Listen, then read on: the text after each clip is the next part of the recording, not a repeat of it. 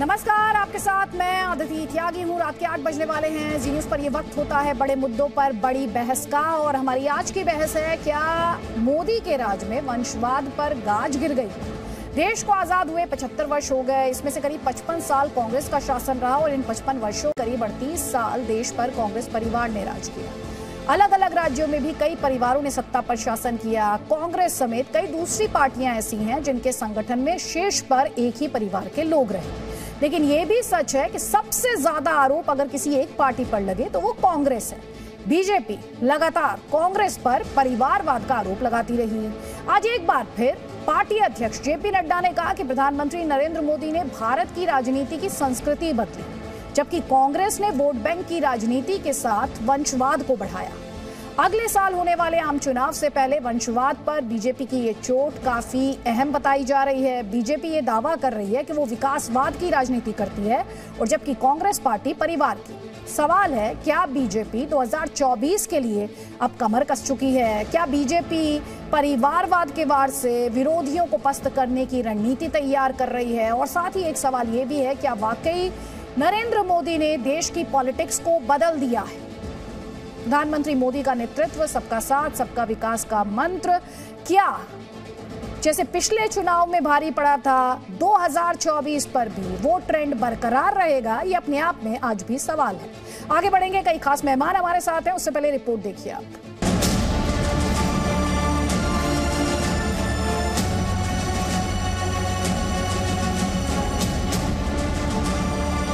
કોંગ્રેસ અને ભાજપમાં મોટો ફરક છે।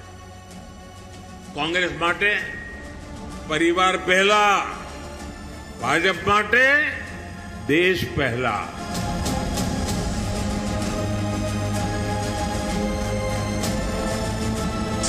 प्रधानमंत्री मोदी जी ने भारत की राजनीति की संस्कृति बदल डाली।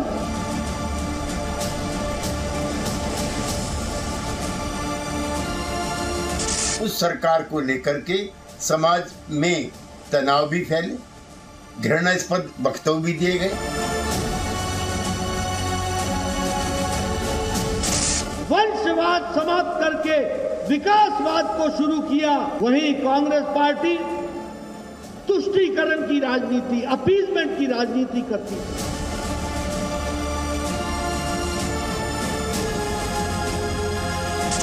बाप की बात, बेटा बेटा कैसा है दिखना ही नहीं। बेटा के दूसरा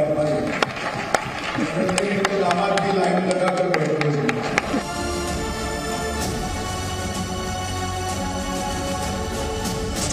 कांग्रेस पार्टी भाई भाई को लड़ाकर वोट बैंक की राजनीति करती थी।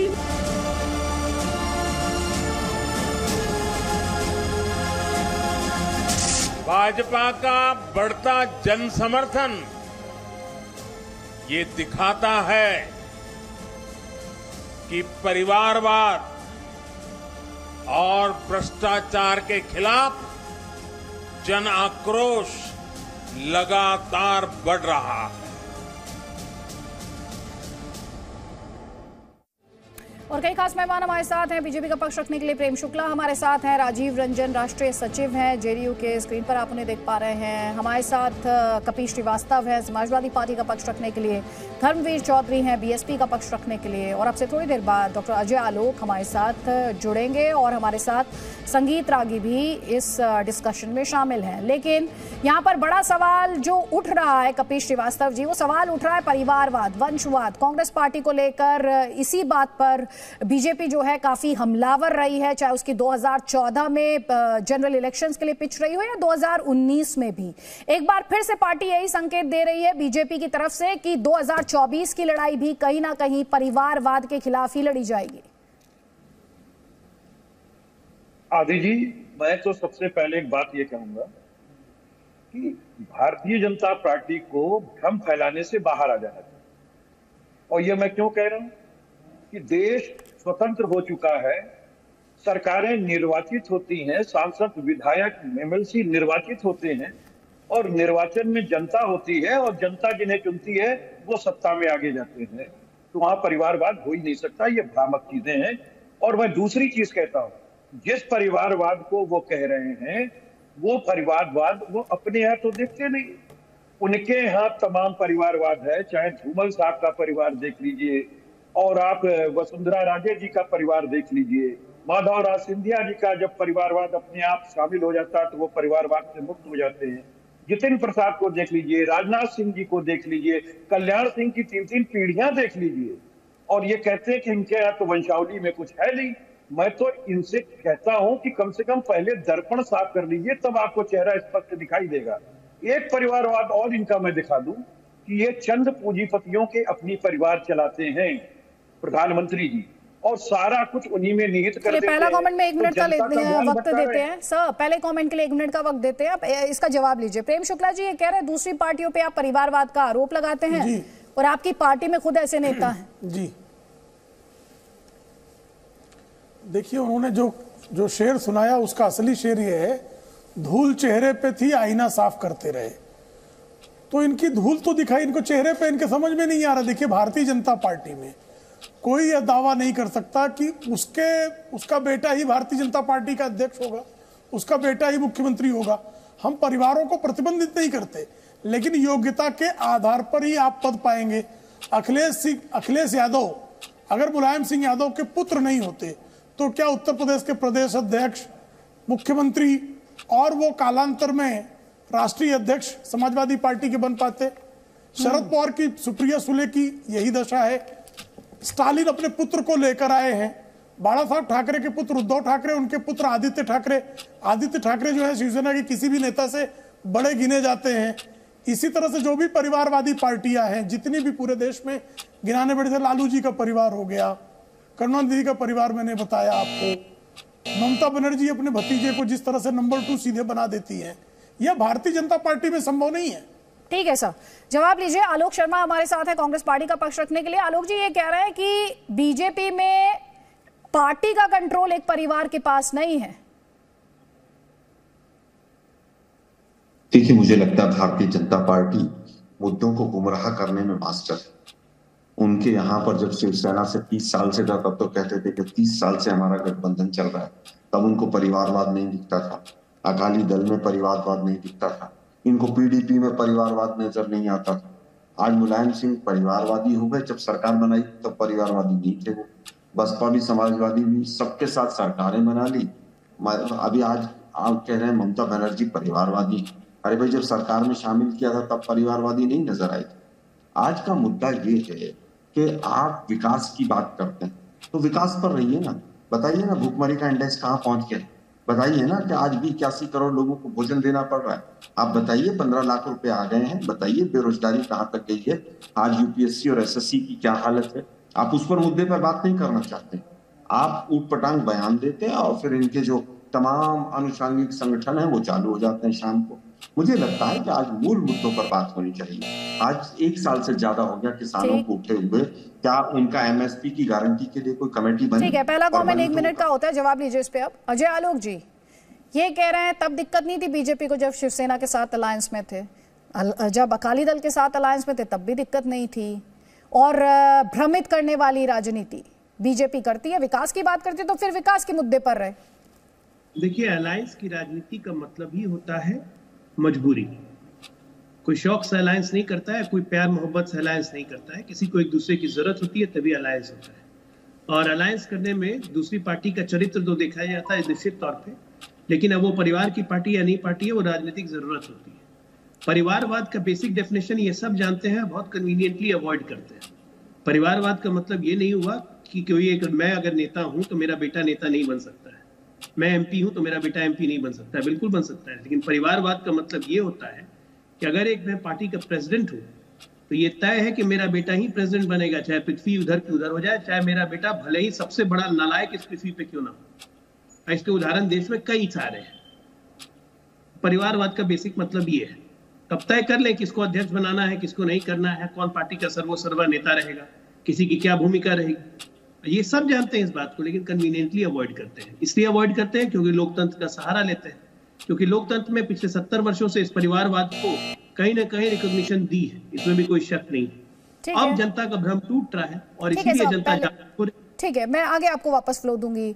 चलने से एक कमेंट यहाँ पे राजीव रंजन जी, अभी आपने सुना अजय आलोक जी ने ये कहा कि किसी भी पार्टी में ऐसा नहीं कि पार्टी का प्रेसिडेंट भी उसी परिवार का व्यक्ति बने। बीजेपी की बात वो कर रहे थे कि बीजेपी में ये कल्चर नहीं है, जबकि दूसरी पार्टियों में ये कल्चर है और क्योंकि लोकतंत्र में से स्वीकृति मिली तो इसे एक्सेप्ट कर लिया गया है। देखिए, सबसे पहले तो अदिति जी, परिवारवाद की परिभाषा सुविधा के हिसाब से तय करने का अधिकार किसी को नहीं है। परिवारवाद किसे कहते हैं, इस पर मुझे नहीं लगता है कि अलग अलग परिभाषाओं की जरूरत होगी। जिस पॉलिटिकल पार्टी के 15% सांसद राजनीतिक घरानों से आए हो, 303 सांसदों में 45 सांसद राजनीतिक घरानों से आए हैं। केंद्रीय मंत्रिपरिषद के 15 सदस्य राजनीतिक घरानों से आए हैं। और एक छोटा उदाहरण है, 2 मुख्यमंत्री और 1 उप मुख्यमंत्री। कितने राज्यों में इनकी सरकारें हैं जिसमें 3 इनके मुख्यमंत्री, महाराष्ट्र में भी मैं कहूंगा कि इनके संगठन के तरीके से देवेंद्र फडणवीस जी हैं। उनके पिता गंगाधर फडणवीस भी विधान परिषद के सदस्य थे, और चाहे पेमा खांडू हो या जो इनके बसवराज ये बोम्मई हो, ये सब के सब पारिवारिक तौर पर जुड़े हुए थे राजनीतिक घरानों से। इसीलिए ये कहने के बजाय अगर नरेंद्र मोदी जी ये कहते कि पहले हम अपने यहाँ के परिवारवाद। राजीव जी, मैं आगे आपको फ्लो दूंगी, जल्दी से जवाब ले लीजिए। संगीत रागी, देखिए, सबसे बड़ी बात है कि परिवार पार्टी वो पार्टी है जिसमें एक परिवार ही तय करता है कि कौन मुख्यमंत्री होगा, कौन अध्यक्ष होगा, अगली वारिस कौन होगा। सारे पार्टी का नियंत्रण एक परिवार के हाथ में हो, उसे हम परिवार पार्टी कहते हैं। और ये जितनी भी क्षेत्रीय पार्टियां थी, उनका जब नेतृत्व उदय हुआ तो जो अगली पीढ़ी थी, दुर्भाग्य से वो कांग्रेस के परिवारवाद के खिलाफ खड़ी थी। चाहे वो प्रकाश सिंह बादल हो, चाहे वो मुलायम सिंह हो, चाहे वो लालू प्रसाद यादव हो, ये सारे के सारे उसी परिवारवाद के खिलाफ खड़े थे। लेकिन सारे के सारे लोग उसी गंदे नाले में कूद पड़े, और जितनी क्षेत्रीय पार्टियां थीं वो सारे के सारे आज के दिन में परिवार पार्टी बन गई हैं। एकाध को अपवाद कर सकते हैं, जैसे AIADMK में चूंकि परिवार नहीं था तो वहां पर नहीं हो पाया। लेकिन ममता बनर्जी जो है अपने भतीजे को ही चुनती हैं, कोई और उस पार्टी के सर्वोसर्वा नहीं हो सकता है। ये भारतीय राजनीति की विडंबना है। ठीक है, भारतीय राजनीति की विडंबना है परिवारवाद। जल्दी से एक कमेंट इस पर, धर्मवीर चौधरी आपका। देखिए आदित्य जी, हर प्रवक्ता ने अपने अपने हिसाब से परिवारवाद की परिभाषा गढ़ी है, और मैं अभी जो बीजेपी के ऑथराइज प्रवक्ता हैं, वैसे तो यहाँ कई सारे उनके स्पोक पर्सन बैठे हुए हैं, लेकिन मैं प्रेम शुक्ला जी को कोट करना चाहूंगा कि प्रेम शुक्ला जी ने कहा कि हम योग्यता के आधार पर आगे बढ़ाते हैं। तो मुझे प्रेम शुक्ला जी ये बता दें, अमित शाह जी का जो बेटा है जय शाह, उसको तो एक बॉल फेंकनी नहीं आती, फिर वो BCCI का कैसे इतने बड़े पद पे पहुंच गया, उसमें क्या योग्यता थी? ये परिवारवाद नहीं है क्या प्रेम शुक्ला जी? नंबर 1 बात। नंबर 2 बात, आदित्य जी, मैं प्रधानमंत्री जी के इस बयान का स्वागत करूंगा, लेकिन मैं प्रधानमंत्री जी से यह अपेक्षा करूंगा कि जो भारतवर्ष में 3000 साल की परिवारवाद की ये जो पुजारियों की परंपरा चली आ रही है कि एक पुजारी का बेटा हीत मंदिर में, दूसरा पुजारी का बेटा, तीसरे पुजारी का बेटा, यही पुजारी बनेंगे, तो इस व्यवस्था को भी अगर मोदी जी इस पर भी कोई टिप्पणी करते और उसमें मंदिरों में दलित समाज के, OBC समाज के लोग पुजारी बनते, तो मैं प्रधानमंत्री जी का तहे दिल से स्वागत करता। लेकिन आज हर आदमी राजनीतिक चश्मे से अपनी कहानियां गढ़ रहा है, उसमें प्रधानमंत्री जी का भी वाक्य कहानियां गढ़ने जैसा है। मैं इनकी बात से इत्तेफाक नहीं करता, लेकिन परिवारवाद के खिलाफ बहुजन समाज पार्टी है। ठीक है सर, जवाब लीजिए ना, आप जवाब ले लीजिए जी। प्रेम शुक्ला जी अदिति जी, ये कह रहे हैं हर पार्टी परिवारवाद को लेकर अपने हिसाब से नैरेटिव तय करती है और आप राजनीतिक कहानियां गढ़ते हैं। जी, मैं इनसे पूछना चाहता हूं कि BCCI कौन सा राजनीतिक दल है, और BCCI के कितने पदाधिकारी क्रिकेटर आज तक हुए हैं जरा धर्मवीर चौधरी गिनती करके परिवारवाद की बात करिए। देखिए बीच में मत बोलिए, मैं आपको बीच में मत बोलिए, धर्मवीर चौधरी, बीच में मत बोलिए। आप बोल रहे हैं बोले वो, एक सेकंड, इस तरह से मैं डिबेट नहीं करूंगी। धर्मवीर चौधरी जी, मुझे एक बार में एक आवाज दीजिए, एक बार में आवाज, एक आवाज, प्रेम शुक्ला की आवाज दीजिए अभी। ठीक है, तो कृपा करके जो है आप बातों को यहाँ, हाँ सुश्री मायावती ये कहते परिवारवाद के विरोध में कांशीराम खड़े हुए थे, और आज सुश्री मायावती अपने भतीजे को प्रमोट कर रही है, हर तरह से प्रमोट किया हुआ है। और पार्टियों का नियंत्रण कुछ परिवारों के पास नहीं होना चाहिए। भारतीय जनता पार्टी की किसी इकाई का नियंत्रण किसी परिवार के पास है क्या? किसी प्रदेश की इकाई का नियंत्रण, किसी जिला इकाई का नियंत्रण, राष्ट्रीय इकाई का नियंत्रण, सपा की राष्ट्रीय इकाई का नियंत्रण एक परिवार के पास है, बसपा का एक परिवार के पास है, शिवसेना का एक परिवार के पास है, कांग्रेस का एक परिवार के पास है, डीएमके का एक परिवार के पास है, टीएमसी का एक परिवार के पास है। भारतीय जनता पार्टी का किस परिवार के पास है? जरा बता दें आज जितने पैनलिस्ट बैठे हैं। ठीक है, आलोक शर्मा से जवाब लीजिए। आलोक शर्मा जी, देखिए मुझे लगता है कि बीजेपी का पूरा कंट्रोल एक परिवार है जो अंग्रेजों का पिट्ठू रहा, उसका नाम है संघ परिवार। वो पूरा कंट्रोल वहां पर। लेकिन दुर्भाग्य ये है अदिति जी कि देश की राजधानी में पिछले 3 दिनों में जिस तरह से 49 मौतें हुई ठंड की वजह से, वो विषय नहीं है आज कहीं पर भी। परिवारवाद है कि नहीं है? आज आप इंदिरा गांधी जी और राजीव गांधी जी को परिवारवाद के नाम पर कोसेंगे तो जनता आपसे पूछेगी कि भाई जिन लोगों ने शहादत दे दी उनको भी आप परिवारवाद में लपेट रहे हैं और जबरदस्ती बदनाम करने का काम कर रहे हैं। हम तो केवल ये पूछ रहे हैं कि देश के अंदर 5 गुना कर्जा हो गया, अब तो परिवारवाद की सरकार नहीं, और अगर अब परिवारवाद की सरकार नहीं है तो ये 5 गुना कर्जा कैसे हो गया, ये देश को बताइए आप जरा। ठीक है, इस पे एक कमेंट में अजय आलोक आपका भी लूंगी, पहले उससे पहले प्रेम शुक्ला जी आपका जवाब। ये कह रहे हैं कि आपको गांधी फैमिली को कोसना है तो आप विकास छोड़कर परिवारवाद की बात करने लगते हैं। जी विकास की बात कर लेते हैं। जब डॉक्टर मनमोहन सिंह अपना कार्यकाल छोड़कर गए थे तब 11वें नंबर की अर्थव्यवस्था थे, आज 5वें नंबर की अर्थव्यवस्था है। 2014 की तुलना में 2022 में जो है पर कैपिटा इनकम जो है वो 60% बढ़ा हुआ है। इसी तरह से जो है 11 करोड़ लोगों के घरों में शौचालय दिया है, एलपीजी गैस कनेक्शन दिया है, बिजली दी हुई है, सड़कें बनवाई है। आपने कौन सा विकास का काम किया?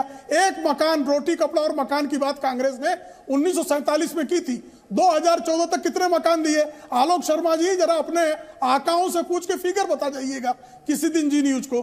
कितने शौचालय आपने निर्मल ग्राम योजना में बताए थे, जरा बता दीजिए। निर्मल ग्राम योजना आपका बहुत दिनों से चल रही थी, आपकी योजना ये। आप कृपा करके मुझे बता दीजिए ना कितने लोगों को एलपीजी गैस कनेक्शन दिया।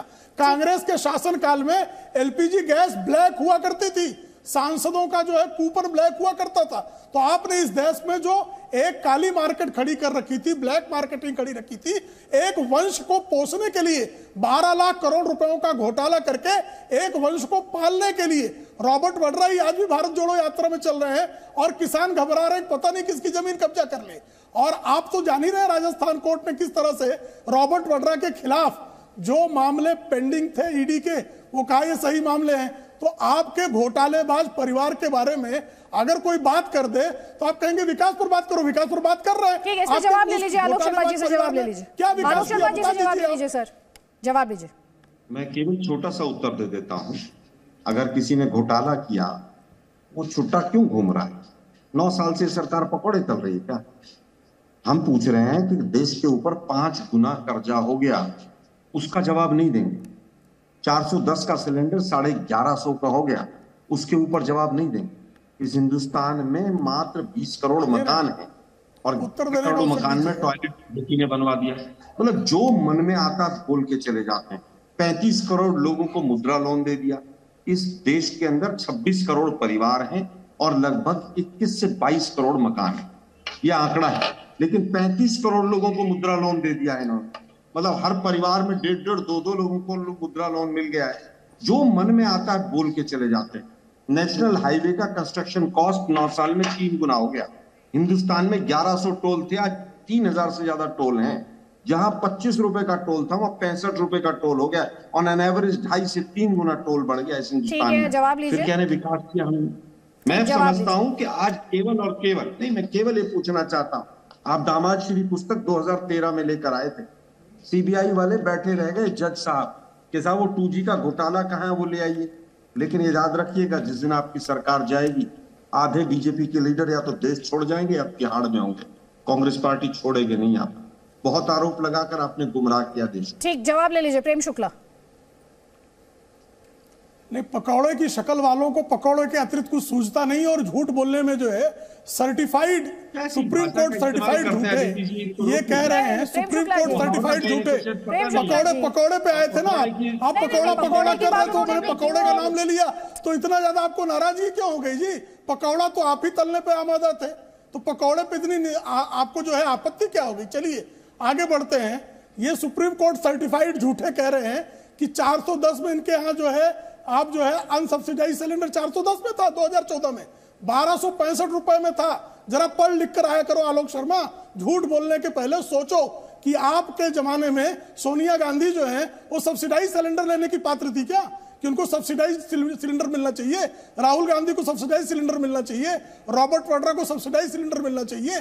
तो सब्सिडाइज सिलेंडर जो था उसका भाव 410 था, अनसब्सिडाइज सिलेंडर का भाव 1265 रुपए 2014 में हुआ करता था। और जो मुद्रा लोन की बात है साहब, वो बैंक अकाउंट होता है, वो कोई सीताराम केसरी की जो है बही नहीं है, वो कि जो कह दी केसरी ने वही हो गई, इस तरह से नहीं चलता है। आंकड़े होते हैं, लोगों के अकाउंट में पैसे जाते हैं। राजीव गांधी के जमाने में 1 रुपया जाता था, 85 पैसा कांग्रेसी सिस्टम खा जाता था, 15 पैसा जो है अकाउंट होल्डर के अकाउंट में पहुंचता था। ये स्वयं राजीव गांधी ने स्वीकारा था। आज 100% चूंकि जनधन अकाउंट आदरणीय नरेंद्र मोदी जी के कारण खुले, इसलिए 1 रुपया भेजा जाता तो 1 रुपया पहुंचता है। इस पे मैं आलोक शर्मा से जवाब लूंगी, लेकिन प्रेम शुक्ला जी, आप इतने वरिष्ठ हैं सर, किसी के चेहरे पर टिप्पणी क्यों करनी है जी? सर चेहरे पे टिप्पणी क्यों? नहीं, उन्होंने पकौड़े पे टिप्पणी की तो मैंने पकौड़ा कह दिया। नहीं सर, आप पकौड़ा चिल्ला तो पकौड़ा कहने पे नाराज क्यों हो तौर पर आप बात कर सकते हैं। मैं उन्हीं को कह रहा हूं, वो भी वरिष्ठ हैं, वो पकौड़े तलने पे इतने आमादा रहते हैं, टिप्पणी नहीं, पकौड़े में उनकी इतनी निष्ठा है, तो पकौड़े पे इतनी आपत्ति क्या? मैं आपसे रिक्वेस्ट कर रही हूं सर, प्लीज देखिए ना, आपको टाइम निकाल के लोग सुन रहे हैं, टाइम निकाल के लोग सुन रहे हैं सर, आप लोगों को सबको ना, तो आप थोड़ा सा रिस्पॉन्सिबल तरीके से अगर बात करेंगे तो बाद में और गंभीरता आएगी। ठीक है अजय आलोक जी, ठीक है सर, अभी आलोक शर्मा जी से मैं जवाब लूंगी सर, ठीक है, लेकिन सारे पैनलिस्ट से मेरी एक ही दरख्वास्त है, एक ही रिक्वेस्ट है कि प्लीज निजी टिप्पणी एक दूसरे पर ना करें, तार्किक तौर पर और एक गंभीर डिबेट, एक संजीदगी की तरह के अंदाज में हम कर सकते हैं, संजीदगी के साथ। अजय आलोक जी, अभी थोड़ी देर पहले आलोक शर्मा ने यह कहा कि कब तक कांग्रेस को लेकर ही कांग्रेस की बातें होती रहेंगी। भाई मौजूदा सरकार के कामकाज पर फोकस करिए, हर बार नैरेटिव जो है लौट फिरकर वंशवाद या परिवारवाद पर क्यों आता है? एक भाषण बता दें आलोक शर्मा, सन 1909 से, चलिए 9 से पकड़ते नहीं, बल्कि मैं 7 से पकड़ूंगा। 2007 से एक भाषण बता दें सोनिया गांधी या राहुल गांधी का जो मोदी जी का नाम न लिया हो, एक भाषण, राजनीति छोड़ दूंगा कसम से। भाई आलोक शर्मा जी से सवाल ले लेती हूँ, आपने सवाल पूछा है, आलोक शर्मा से जवाब ले लीजिए। आलोक शर्मा जी, देखिए अदिति जी, केवल राहुल गांधी और सोनिया गांधी जी नहीं, पूरा देश मोदी जी को पानी पी पी के कोस रहा है। और अगर इनकी 3 राज्यों की सरकार हटा दें जो चोरी की सरकारें हैं, महाराष्ट्र, मध्य प्रदेश और कर्नाटक की, तो कुछ नहीं बचता इनके पास। पूरा देश कह रहा है इतने बड़े बड़े वायदे किए और किसी वायदे पे खरे नहीं उतरे। एक चीज पूरी की हो तो उसका नाम बता के जाइए। बहुत हुई महंगाई की मार, अब की बार उनकी सरकार। और जो ये अजीब अजीब शब्दावली का इस्तेमाल करके बीजेपी के प्रवक्ता यहाँ कांग्रेस को कोसने बैठ जाते हैं, उसका कारण ये है कि इनके पास उत्तर नहीं कि पूरे देश ने 65 वर्षों में जो लोन लिया, जो कर्जा चढ़ा, उसका 5 गुना 9 साल में चढ़ गया, 8 साल में, उसका उत्तर नहीं। बेरोजगारी इतनी क्यों बढ़ गई, किसी का उत्तर नहीं है। तमाम झूठे आंकड़े बोलकर चले जाते हैं। 11 करोड़ टॉयलेट इन्होंने बना दिए। मैंने अभी कहा कि कितने घर हैं और कितने टॉयलेट बने हैं। उसके बाद तमाम झूठ जो है वो देश के सामने परोसा जा रहा है। और 9 साल की सरकार चलाने के बाद अब कह रहे हैं कि साहब बाकी पार्टियों में परिवारवाद है इसलिए हमें वोट दे दो, बाकी जगह पर काम नहीं हुआ इसलिए हमें वोट दे दो। अरे भाई आपने क्या किया उसके नाम पर वोट मांगो ना, कहो ना हमने नोटबंदी की थी, नोटबंदी के नाम पर वोट दो हमें। आप कहिए ना कि हमने जीएसटी का गलत पार्टियों को परिवार के नाम पर बदनाम करके राजनीति को जिंदा रखने की कोशिश है। अदिति जी, जैसी उम्मीद थी मेरे सवाल का जवाब नहीं मिलेगा तो नहीं मिला। तो आप मुझे बस आलोक शर्मा ये बता दें कि नरेंद्र मोदी हो, अमित शाह हो, जो कांग्रेस की विपक्षी पार्टियां हों, वो राहुल गांधी और सोनिया गांधी को कोसेंगे कि नहीं कोसेंगी? तो इसमें इतना विचलित होने की क्या जरूरत है? परिवारवाद है तो है। अरे इसी परिवारवाद के रहते भी आपने 10 साल तक शासन किया है। परिवार तो आप छोड़ने वाले हैं नहीं, तो उसे पीछा क्यों छुड़ाना है तो है। जैसे कहा था ना श्याम पित्रोदा ने, हुआ तो हुआ, 84 हुआ तो हुआ, तो परिवारवाद है तो है। अरे भाई, हम कब कह रहे हैं आलोक जी के परिवारवाद से उस परिवार की तुलना जिस परिवार ने बलिदान दिया हो और एक परिवार जिसने 23 कंपनियां बेचकर लूटा हो पूरे देश को, वो पूरा देश देख रहा है। चलिए, अरे हुआ तो हुआ। असली एक मुद्दे पर डिबेट नहीं होगी। देश की राजधानी में 49 लोग 3 दिन में ठंड से मर गए। अरे आलोक जी, जिन मुद्दों पर चुनाव होना चाहिए, जिन मुद्दों पर बात होनी चाहिए, चर्चा होनी चाहिए, आपकी बारी में उन्होंने इंटरप्ट नहीं किया सर। आप उन्हें इंटरप्ट ना करें, आपको आपकी बारी में बोलने का मौका मिलेगा। आपको जो बोलना हो वो बोलिएगा सर, ठीक है? अभी आप सुने दूसरे पैनलिस्ट को, अजय आलोक। अभी आप मुझे बोल रहे हैं, मुझे बोल के क्या फायदा है तो है। क्या हुआ?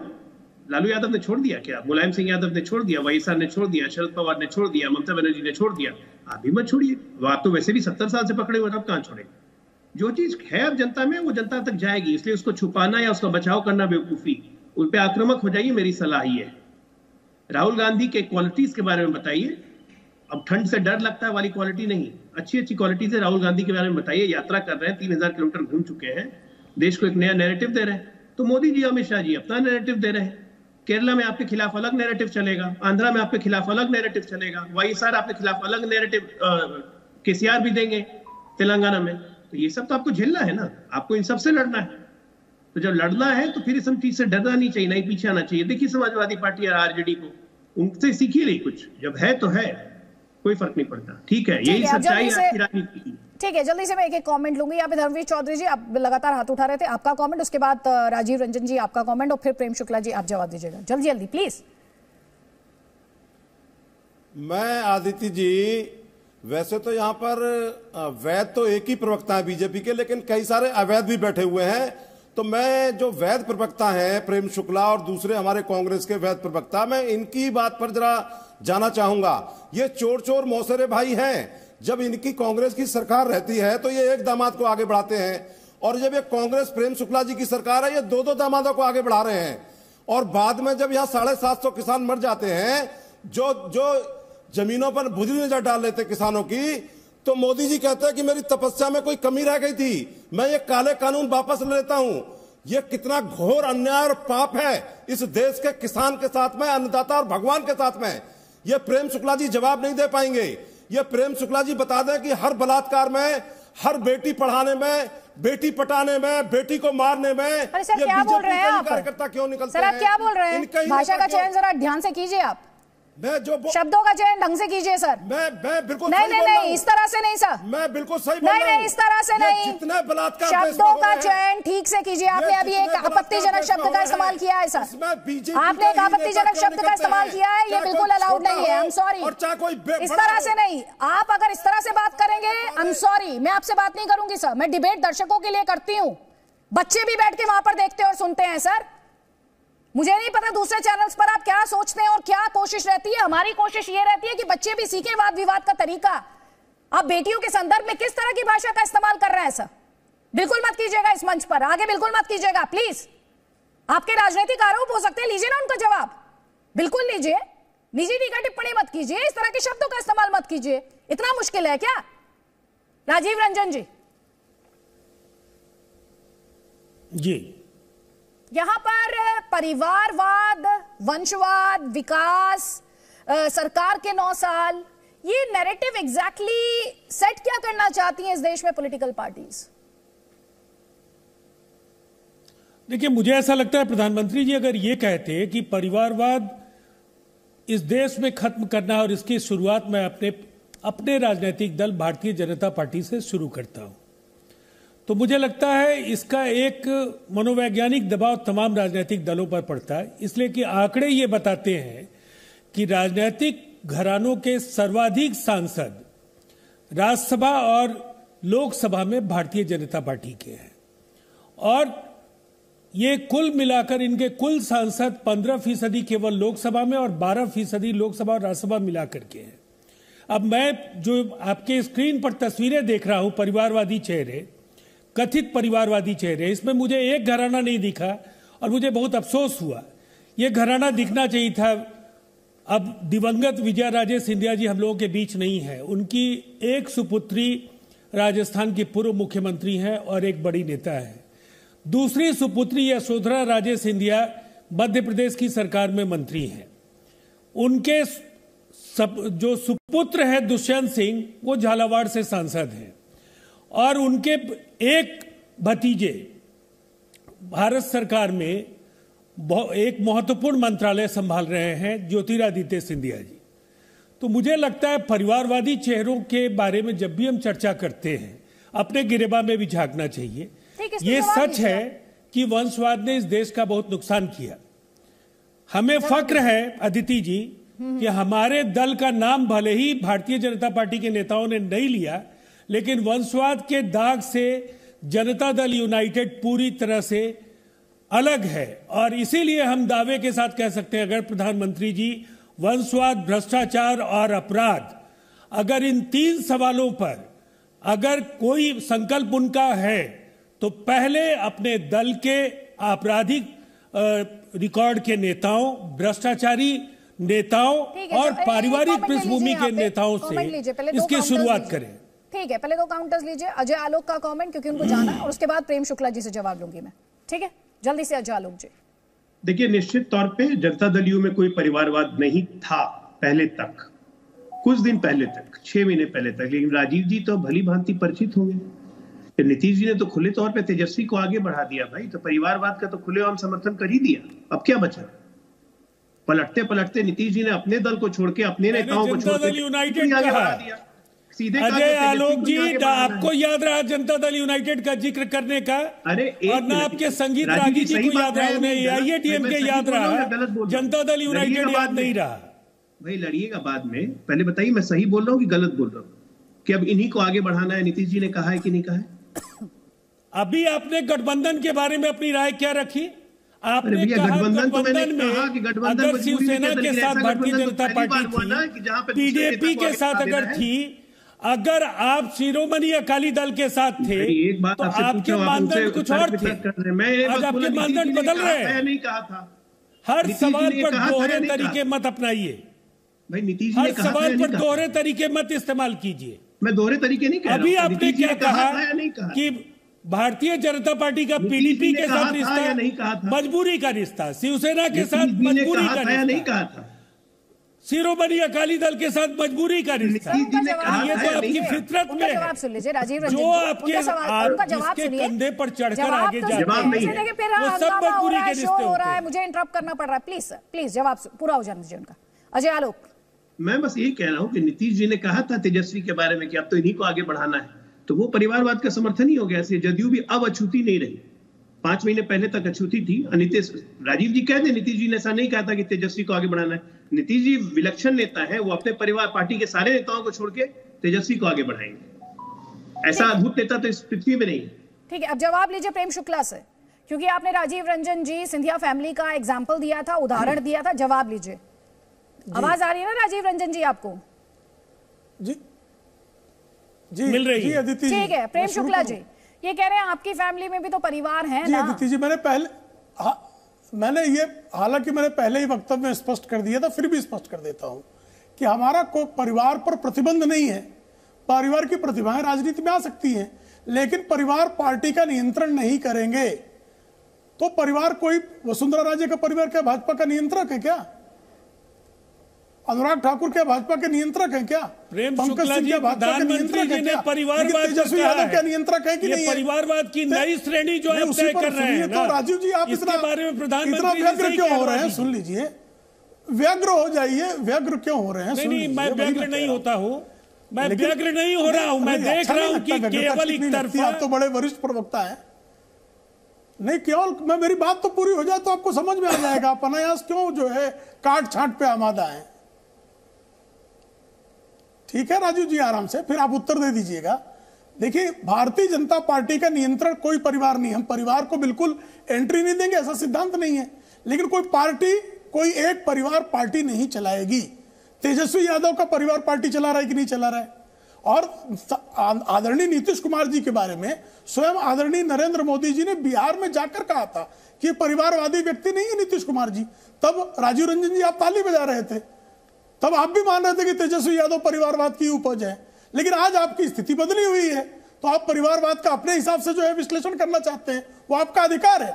लेकिन भारतीय जनता पार्टी किसी एक परिवार के न कभी नियंत्रण में थी, न है, न रहेगी। लेकिन कांग्रेस समेत ऐसी तमाम पार्टियां हैं जो परिवारों के बाहर नहीं जा रही हैं, उसमें लोकतंत्र नहीं वंशतंत्र है।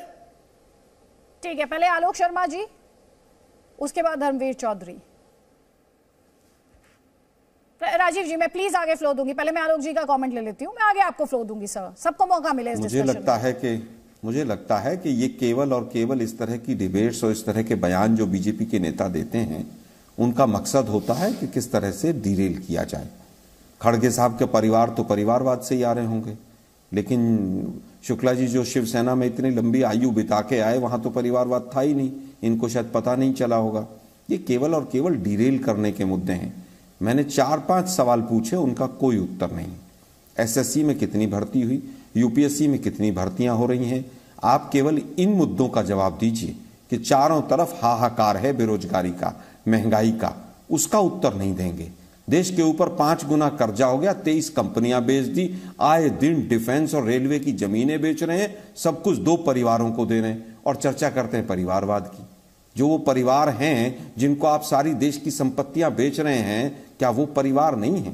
उनकी तो बहुत ज्यादा उनके संघर्ष है, जिनको आप एयरपोर्ट से लेकर हवाई जहाज से लेकर सब कुछ बेच रहे हैं। मैंने कहा था कि 9 साल हो गए आपको सरकार में आए हुए, पकौड़े तल रही है सरकार।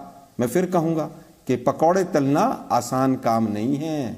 पकौड़े तलना एक जो स्वाभिमानी व्यक्ति है वो कर सकता है, लेकिन ये सरकार झूठी है, ये झूठे आरोप लगाकर आई।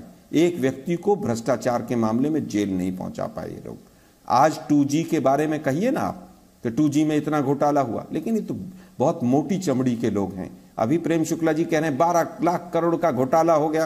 अरे चुल्लू भर पानी में इस सरकार को डूब के मर जाना चाहिए कि अगर 12 लाख करोड़ का कोई व्यक्ति घोटाला करता है और इतने बड़े राष्ट्रवादियों की सरकार आती है, भ्रष्टाचार को मिटाने वालों की सरकार आती है, और आप एक व्यक्ति को भी जेल में नहीं पहुंचा पाते हैं। ये आज देश का दुर्भाग्य है कि कुछ लोग केवल और केवल बीजेपी की स्तुति करने के लिए ही यहां पर बैठते हैं।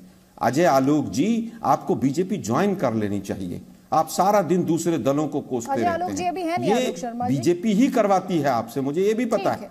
लेकिन दुर्भाग्य ये है कि किसी मुद्दे पर चर्चा नहीं होती। आलोक शर्मा जी यहाँ पर हैं। देश की, हाँ ठीक है सर, देश की, सुन लीजिए ना सर, डिबेट्स को डिरेल करने का बता रहे थे ना। बीजेपी के प्रवक्ता बैठे रहते हैं, आलोक जी जवाब देंगे। आलोक जी नहीं है भाई यहाँ पर, आलोक जी जा चुके, अजय आलोक जी जा चुके। आलोक शर्मा आपने जो बात कही ना कि टीवी डिबेट्स, अरे भाई मैं फिर कहूंगा अगर बीजेपी नहीं चाहेगी तो डॉक्टर अजय आलोक कल से किसी टीवी चैनल पर नहीं बैठ सकते। अच्छा ठीक है, कोई बात नहीं सर। वैसे वो बीजेपी के प्रवक्ता बनकर नहीं बैठे थे, बीजेपी बैठाती है और चैनल वाले बिना रीढ़ की हड्डी वाले बैठाते हैं उनको। हाँ ठीक है, बहुत बढ़िया। रीढ़ की हड्डी किसकी है वो तो देख ही रही है जनता, पिट रहे हैं, पीट रहे हैं, वो भी देख रही है। शो में ही दिख रहा है। हाँ सर, वो तो दिखेगा आपको शो में। हाँ दिख रहा है आपको कुछ दिखाई दे, यही तो दिक्कत है ना। नहीं, आप पहले से ही दिखाई क्या देना है आपको, आप तय करके आते हैं। सुनिए आलोक शर्मा, अरे भाई आप देखिए, आलोक शर्मा, मैं वक्त आपके साथ जाया नहीं करूंगी। मैं आपको पहले भी एक्सप्लेन कर चुकी हूँ। नहीं, आप संभाल कर रखिए अपना फोन, आप जा सकते हैं डिबेट से। Please feel free to leave this debate. अगर इतनी दिक्कत है ना आपको, आप क्यों बैठे हुए जिस चैनल की रीड नहीं है, क्यों बैठे हुए हैं आप? डिबेट डिरेल हो रही है, डिबेट डिरेल करती है। डिबेट का आधार होता है ये। कुछ पॉलिटिकल पार्टियों का आजकल ये ट्रेंड बन चुका है, वो अपने ओपोनेंट से तो लड़ नहीं पाती शायद, तो चैनल से लड़ने आती है। कोई बात नहीं आलोक शर्मा, मैं तू मैं और आपके साथ तू सियासी वंशवाद जाया नहीं करूंगी। और बीजेपी का परिवार है। ऑडियो डाउन कीजिए इनका और आप तय कर लीजिए कि आप ऐसे चैनल पर बैठना चाहते हैं जिसके लिए आपके मन में इतना दुराग्रह है। तय कर लीजिए और अपना फोन संभाल कर रखिए। आपसे उपदेश देने के लिए नहीं बुलाया। इतनी पूरी डिबेट में आपको अपनी बात रखने का मौका मिला और आप यहां पर उपदेश दे रहे हैं चैनल को। अपनी राजनीति संभालिए, चैनल चलाना आपका काम नहीं है, ना ही उसके गेस्ट तय करना आपका काम है। आलोक शर्मा समझ लीजिए ये। और अदिति त्यागी के शो में तो आप ये बिल्कुल नहीं कर पाएंगे, और चैनल्स पर करिएगा जो आपकी इस परिभाषा में फिट होते हो। अब जल्दी से जवाब लीजिए धर्मवीर चौधरी से, उसके बाद प्रेम शुक्ला जी आपको जवाब देना है। आदित्य जी, इस परिवारवाद की पराकाष्ठा में एक परिवार छूट रहा है जो आरएसएस और संघ का परिवार है, जिसमें कुछ परिवारों का कब्जा है। 97 साल के इस परिवारवाद ने, जिसे हम संघ का नाम देते हैं, क्या कोई ऐसा दलित या ओबीसी नहीं मिला जो इसको ये अपना मुख्य सरसंघचालक बना सके, चीफ बना सके? और मोदी जी देंगे परिवारवाद पर प्रवचन। तो जब मोदी जी प्रकाश सिंह बादल जी के पैर छूते थे तो उनको परिवारवाद नजर नहीं आता था। मुंडे जी की बेटी, महाजन जी की बेटी, सिंधिया जी की बेटी, जितेंद्र प्रसाद, फलाने प्रसाद, कल्याण सिंह का पोता, कल्याण सिंह का बेटा, ये परिवारवाद नहीं है। एक बार नहीं, ये परिवारवाद नहीं है, बीजेपी परिवारवाद की बात। अरे प्रेम शुक्ला जी जिस तरीके के नेता हैं या जिस तरीके के प्रवक्ता हैं मैं अच्छी तरह जानता हूं। मेरी शर्ट तुम्हारी शर्ट से ज्यादा सफेद है। ये प्रेम शुक्ला जी, अगर आप सब एक दूसरे पर इस तरह से निजी टिप्पणी करेंगे तो मैं डिबेट नहीं करूंगी सर। ये दूसरे चैनलों पर मजबूरी होती होगी, हमारी कोई मजबूरी नहीं है। हम दर्शकों की अंडरस्टैंडिंग के लिए डिबेट करते हैं। सुनिए ध्यान से, सुन लीजिए ध्यान से। इस तरह से कि कौन किस तरह का नेता है, क्या व्यक्तित्व है, सर्टिफिकेट के लिए मैं नहीं बुलाती गेस्ट को। इस सर्टिफिकेट के लिए मैं गेस्ट को नहीं बुलाती, ना मैं डिबेट करती हूँ। चलिए कोई बात नहीं, संगीत रागी मुद्दे पर आ जाते हैं। उम्मीद है संगीत रागी ने तो राजनीति करनी है सबको, और दर्शकों को ये स्पष्ट करते हुए कि चैनल ये जो गेस्ट बोलते हैं हम उसे एंडोर्स नहीं करते, ना उनकी भाषा को एंडोर्स करते हैं, ना उनके कमेंट्स को एंडोर्स करते हैं। देखिए अदिति जी, इसमें कोई दो राय नहीं है कि देश की राजनीति में जो वंशवाद है और परिवारवाद है वो बहुत ही एक काला धब्बा है। और हम परिवारवाद और परिवार पार्टी दोनों के बीच में मैं अंतर करता हूँ। परिवार पार्टी के रूप में मैंने आपसे पहले वक्तव्य में भी कहा था कि दुर्भाग्य से इस देश की पार्टियां, भारतीय जनता पार्टी और वामपंथी दलों को छोड़ के और कुछ एक राजनीतिक दलों को, जो क्षेत्रीय पार्टियां हैं, वो आज के दिन में परिवारवाद नहीं है, वो परिवार की पार्टी हो गए हैं, जिनके हम फैमिली पार्टी कह सकते हैं। दूसरी बात, मैं जरा आलोक शर्मा जी की बात पर जिक्र करना चाहता हूँ। उन्होंने कहा ठंड से इतनी मौतें हो गई हैं। साहब, जब आपके शासन थे ना, 6,38,000 मौतें हुआ करती थी। उस समय का आप जरा डेटा कोट करके ढूंढिएगा। अभी आपने कहा कि इतनी गुना बढ़ जाती है। आपको पता है कि उस समय प्रति व्यक्ति आय कितनी थी 2014 में जब आप छोड़ करके गए थे? आज उससे दुगनी प्रति व्यक्ति आय हो गई है भारत की जनता में, 1,50,000 के आसपास। तो आप ये तुलना करना, तो आप जब कहते हैं कि सिलेंडर की कीमत जो है उस समय 450 रुपये थी, आज 1100 रुपये है, तो ऐसी वृद्धि जो होती है आलोक जी, ये एक कह सकते हैं कि राजनीतिक तुकबंदी के लिए तो ठीक लगता है, लेकिन सच्चाई आप भी जानते हैं कि इन्फ्लेशन के साथ आपकी आय बढ़ती है। 2008 में मुझे 10,000 रुपये में काम चल जाता था, आज मुझे 40,000 और 50,000 बढ़ता है। उस समय आय मेरी 76,000 थी, आज मेरी आय 3 लाख है। तो इसमें बड़ा अंतर आता है। इस चीज़ को आप लोग ध्यान में नहीं रखते हैं, तो मुझे हैरानी होती है। अब रही बात कि अडानी की, अंबानी की, एक समाजवादी पार्टी के व्यक्ति बोल रहे थे। अनिल अंबानी उनके सारे राजनीतिक जलसे के हिस्सा हुआ करते थे, ये कौन नहीं जानता है। जो कांग्रेस पार्टी थी उनके समय में राजघराने कितने और औद्योगिक घराने की कौन कौन लोग थे। अडानी तो खुल करके कह रहे थे कि हम राजीव गांधी के बहुत शुक्रगुजार हैं, मनमोहन सिंह के बड़े शुक्रगुजार हैं। अरे भाई, उस समय भी अडानी अंबानी सारे फल फूल रहे थे। राजस्थान में अडानी को आप अडानी को 10 सेकंड आप दीजिए मुझे। राजस्थान में आप अडानी को आप बड़ा स्वागत करके उनके लिए कालीन बिछा करके आप आते हैं और ऐसे आप गाली देते हैं। देखिए, औद्योगिकरण और वैश्वीकरण कोई एक टापू नहीं है, वो एक क्षेत्र में आएगा, हर क्षेत्र में चला जाता है। और मुझे लगता है कि आज जो भारत का जो ग्रोथ स्टोरी जो देख रहे हैं कि आज जो 5वीं अर्थव्यवस्था है उसमें सबसे बड़ा श्रेय इन्हीं चीजों को जाता है। इसलिए गाली देना, औद्योगिक घरानों को गाली देना बंद कर दे कांग्रेस को मौका देना चाहती हूँ जल्दी से।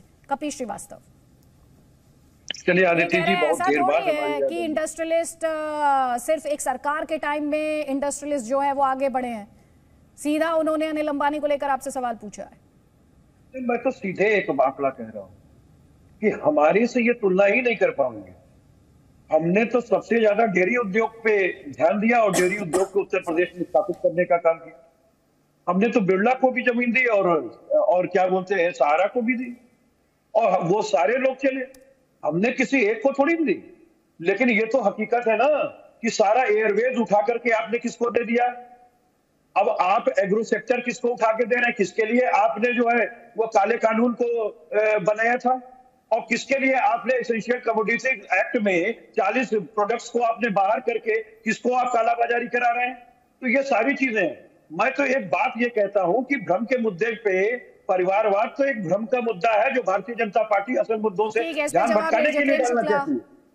नहीं, पहले सुन तो ले आदित्य, इतने देर के बाद आप मुझे जवाब लेना, आपने सवाल उठाया तो एक बार जवाब ले लीजिए। आप इतने देर बाद आई हैं, आप एक प्रेम शुक्ला जी अदिति जी, आप भ्रमित करते हैं परिवारवाद का मुद्दा उठाकर असली मुद्दों से ध्यान डाइवर्ट करने के लिए। आपके ओपोनेंट आप पर आरोप लगा रहे हैं। बिल्कुल भ्रमित नहीं करते। जब एक दो उपचुनाव होते हैं लोकसभा के और दोनों में एक में भाई और दूसरे में पत्नी चुनाव लड़ती हो, एक ही परिवार के 47 लोग संवैधानिक पदों पे चले जाएं, पिता का स्थान पुत्र के अलावा चाचा भी नहीं ले सकता। यानी मुलायम सिंह यादव के छोटे भाई शिवपाल जी को भी अधिकार नहीं है, सिर्फ अखिलेश जी को अधिकार है। यह तय करके जो लोग बैठते हों, जो अनिल अंबानी के पीछे भागते रहे हों लोग, अनिल अंबानी को सांसद बनाए हों, आज वो कह रहे हो कि लोग उद्योग दूसरों को दे रहे हैं। अरे साहब, यहाँ किसी को उद्योग नहीं दिया गया है। जीवीके के पास अगर मुंबई एयरपोर्ट था प्राइवेट के पास, अगर वो अडानी के पास चला गया तो जीवीके को कांग्रेस ने बेचा था। सोनिया गांधी ने भ्रष्टाचार किया था। अभी ये कह रहे हैं आलोक शर्मा जी, किसको गिरफ्तार कर लिया? ये चिदम्बरम को व्यक्ति नहीं मानते क्या? चिदम्बरम आपके वित्त मंत्री थे, घोटाले के मामले में जेल काट कर आए। आपकी श्रीमती सोनिया गांधी 420 के मामले में जमानत पर है। आपके श्रीमान राहुल गांधी 420 के मामले में जमानत पर है। ये भ्रष्टाचार के मामले हैं। और जमानत पर जो लोग हों उसको भी ठूस दे, आपातकाल नहीं है। श्रीमती इंदिरा गांधी की तरह तानाशाह नहीं बैठे हुए हैं कि जिसका दोष ना हो उसको भी जेल में भेज दो। हम तो जिस पर जो है 420 का मुकदमा है, अगर उसको अदालत ने जो है बेल दिया है तो अदालती आदेश का हम सम्मान करते हैं। आलोक शर्मा, आपका जवाब। मैं कहना चाहूंगा 9 साल 10 साल हो गए, अभी तक चार्जशीट फाइल नहीं हुई, अभी तक प्रिलिमिनरी इंक्वायरी चल रही है। सरकार जिसकी होती है वो कुछ भी कर सकता है और वो कर रहे हैं ये लोग केवल बदनाम करने के लिए। 2013 में किसी के ऊपर आरोप लगाए और आज तक एक आरोप सिद्ध नहीं हुआ एक व्यक्ति के ऊपर। आप एक केस हटाइए, दूसरा डाल दीजिए, दूसरा हटाइए, तीसरा डाल दीजिए। रोज सुप्रीम कोर्ट, हाई कोर्ट आप लोगों को फटकार लगाती है कि जर्नलिस्टों को, अगर जर्नलिस्ट ने ये दिखा दिया कि नमक से रोटी खा रहे हैं बच्चे, आपने उसको भी कई महीने जेल में डाल दिया। उसका शायद कोई कसूर नहीं था। खैर, ये आप लोगों का चरित्र है और यही गुजरात मॉडल है। अभी संगीत रागी जी बड़ी बड़ी बातें कर रहे थे। संगीत रागी जी, 25% पर कैपिटा इनकम घट गई है इस देश की। 2014 में 1,14,000 थी और पिछले साल 91,000 है। आपकी तनख्वाह जरूर बढ़ी होगी, आरएसएस बीजेपी वालों का बिल्कुल सब कुछ माला माल हुआ है, लेकिन पर कैपिटा इनकम हम तो सरकारी घट गई है। मुझे लगता है। आप सभी मेहमानों का बहुत बहुत शुक्रिया इस डिस्कशन में शामिल होने के लिए।